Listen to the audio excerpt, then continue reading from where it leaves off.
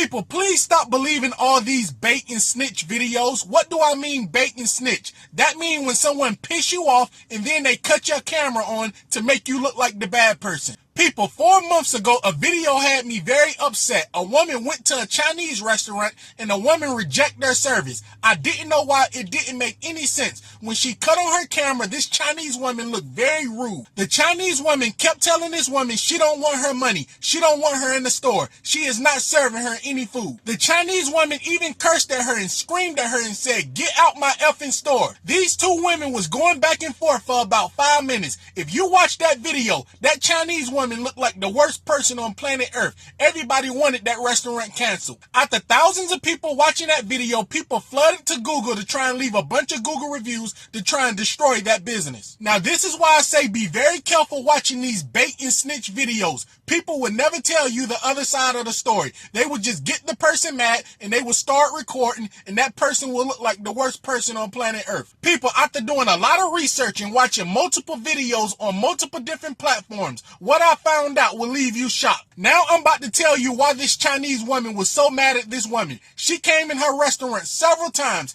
and she was very rude every time she came in this woman's restaurant. The first time this woman went in this restaurant, she paid with counterfeit money. Yes, she paid with counterfeit money, and a Chinese lady called law enforcement on her. Roughly 3 months after this Chinese restaurant called law enforcement on this woman for trying to pay with counterfeit, she went back to the Chinese place and ordered food. She did not want to pay. She said it was a bug in her food. When this woman told the Chinese restaurant it was a bug in her food, a man came from the back. I'm assuming it was the woman's husband at the Chinese restaurant. She would not let them see the food. She ran out the door, so she didn't want to pay. People, roughly 6 months later, this woman went back to the same restaurant, but this time she did not go in because the Chinese people knew exactly who she was, so she sent her kids in there to get sweet and sour chicken. When the kids bought sweet and sour chicken with chicken fried rice, they brought the food out to the mother. The mother said the food was old. The mother got very angry and she went back in the store and threw the food at them. The mother was cursing very bad and she said she want her goddamn money back. The mother then told this Chinese restaurant, quote,